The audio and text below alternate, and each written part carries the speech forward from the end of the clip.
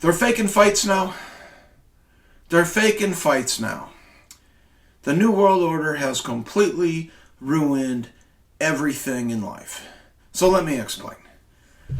We're not really supposed to do what we do in life, but we don't really know what we're supposed to do in life. So what we're not supposed to do is make things about ourselves. It's called idolatry. It's called idol worship. Taking pieces of the creation and trying to become a god. Now, you're just emotionally connecting to things and making yourself feel better than other people to have a greater experience than others. You're just making it about yourself. It's just basic selfishness.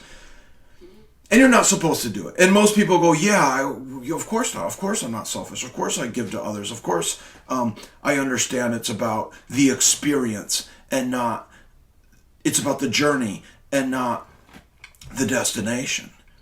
Yeah, that's what we say we're doing. But what we actually do, and what we've been doing for over 4,000 years with the written language, and maybe even longer, is just make things about us. Make things about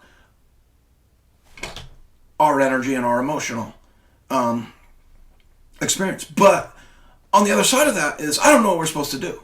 I don't know what we're supposed to do when we don't do that. We're supposed to just not do it while still, using the material, still using money. I want to use money as a mediator because I don't want to let people steal from me and I don't want to be people's slaves. So money is an idol.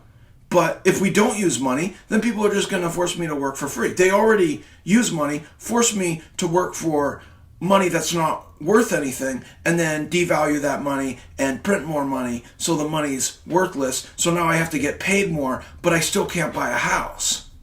It's almost impossible to buy a house unless you're in the upper echelons of society.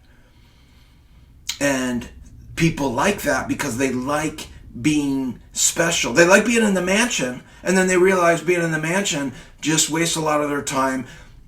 They end up selling the mansion, getting the condo, so it's a one-stop shop, so they can have the housekeepers for one price, they can have the doormen, because when they had the mansion they had all that, and then it just became too expensive, and then really the people that were working for them became a liability because they're afraid they're just going to steal their money or, tell the truth that they're really not these really nice people. They're just selfish, spoiled brats, and they're doing it so they feel better than other people.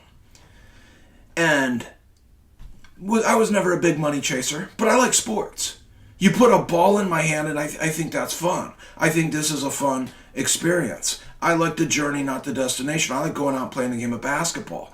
I still like to emotionally think about my high school days playing soccer and basketball, and then I realized that those are games, not sport. So in the early Olympics, you had true sport. Well, who's the best sportsman? Well, who's the fastest? Who's the strongest? Who's the toughest? Well, we had sports for that. We had running and just let them run. And that didn't become fun anymore. In America, people from a secret society called Skull and Bones out of Yale University created professional baseball. They created the game. They took aspects of sport, of true sport, of athleticism, of balance, of speed, of power, and they turned it into a game. They created a puzzle using shapes, a diamond, a rectangle, 5 players on a court against another 5 players. It doesn't equal out evenly, so then there's a resolve. There's a basket, there's a hoop, there's a end point to the maze.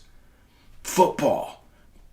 Combining colonial warfare with power and speed and athleticism, a track and field game to get the ball to the end zone, to conquer the other people's land, to go into their territory, as you would in a colonial war, which had rules as well, which is almost like a sport as well.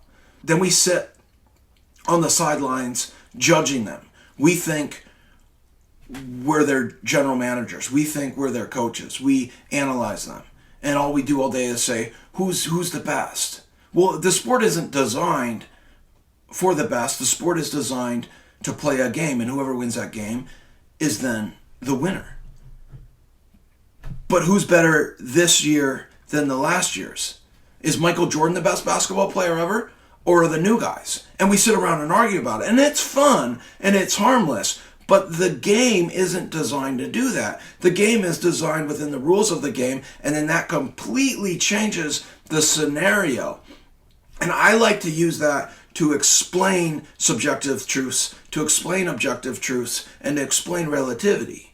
Because Democrats and heliocentrists and just these even evangelicals and these people that are a part of the New World Order, the One World Order, who've accepted it, who like the fact that we're doing this with our lives, can't seem to comprehend that there is no answer to these questions because the setting isn't designed to answer that question. But one of the few true sports that were left was fighting. Fighting is one of the oldest sports. And when I got tired of watching the games of the basketball and of the football, and I realized a bunch of bonesmen from a fraternity in Yale created these games and they're Satanists, it made a lot of sense. And when they started flashing pendulums, and then when they had the government fund their sports so they could run commercials to try to take the guns, they could run commercials to try to teach children how to live, I said, I don't like this anymore. And I started watching fighting. Now, the sport of fighting is one of the oldest sports. Who's tougher? Punches, kicks, wrestling, and it's been around, but it always gets turned into entertainment because that's fun too. We like to sit around, we like to analyze people, and we like to project our energy into them. The first time I saw two men fight, I thought I could beat those guys up. One guy was a jiu-jitsu guy, and I didn't know what jiu-jitsu was, and I was watching another wrestler, and I saw the wrestler, and I knew he wasn't like this great striker, he just looked like a tough guy, and I said to my buddy, I was like, I feel like I could beat him up, and he laughed, and I was like, I understand why you're laughing, and I know I can't, because he's there, and I'm here, but I don't think there's anything special about him. And the other guy, he's probably got some sort of like karate moves, and he goes, you mean jiu-jitsu? And I go, is that the new kind of karate? And he goes, what's karate? And I go, those special moves they do on the movies and stuff. He goes, that's fake. And I go, yeah, that's probably fake. I don't really know what I'm watching. But yeah, he's probably got some sneaky moves. It was Matt Hughes versus BJ Penn the second time they fought. And BJ Penn did get him in a triangle choke. I didn't know what a triangle choke was. And I was like, hey, is that karate stuff that you're talking about? He goes, jiu-jitsu? And I go, yeah, jiu-jitsu. And he goes, yeah. He goes, you still think you could beat these guys up? And I was like, no, absolutely not. I can't even walk 2 miles at this point, let alone get in a fight. But I want to learn. So he sent me to a gym, and I went to the gym and started learning how to fight. And I had to take the objects within the subjects and analyze them. And then you get in the fights, and you got to know when to do it instinctively. Not just throw a right punch. You got to just do it. And you got to move your head when they throw the right punch. And when they throw the hook, you got to block it. Or you got to move your head. Or you got to duck. Or you got to shoot in. And you got to know how to do it without getting choked. And then as you're watching it, that's fun. But what's also fun is the drama. So there's a beginning, there's a middle, and then there's an end. And we call it life. Existence encompasses that life, and there might be something outside of this life. But inside this life, that's all we know. And what's fun to do is analyze other people's lives and ask, why are we doing this? Well, there's a good guy and there's a bad guy, and then we have to overcome that bad guy. There's this thing called death, and we have to overcome it so we can have life. Well, in a fight, it's the drama of life. There's a good guy, there's a bad guy, and then you pick which one you want to root for, and then there's reasons why, and you ask why. And then sometime within the last 100 years, the drama of fighting became very popular, and professional wrestling came out of this kind of real wrestling, and then people started faking it, and people knew they were faking it, and people liked to watch. And I didn't understand why 60,000 people would get in a stadium, know the thing's fake, and watch it, because they liked the drama. It's a male soap opera where they do kind of fight a little bit, and the moves are, entertaining, I guess. But the story of the bad guy versus the good guy, and then energetically connecting to the person grabbing the microphone and going, I'm going to smash his face in the ground. He's got nothing on me. I'm the real champion of the world. On Saturday night, I'm going to turn his face into mush. I'm Macho Man. I'm Hollywood Hulk Hogan. I'm the Ultimate Warrior. Oh, cheer for me. And people go crazy because they wanna be them. And when it's real, when it's a real guy fighting another real guy, it's something that we can't necessarily comprehend. We know that, I'm not really that tough when it comes down to it. But some people are, and they get in there and do it.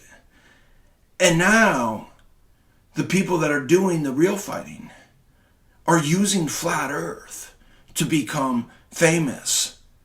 There's nothing else for them to talk about in their one world order. They're not allowed to make fun of people in their one world order. I don't think you should make fun of people either, but you can if you want to. That's all they used to do for entertainment, is make fun of other people. Joe Rogan used to make fun of other people. That's all he does as a comedian. But now he's not allowed to. He's not allowed to say certain words anymore. Joe Rogan acted like a tough guy.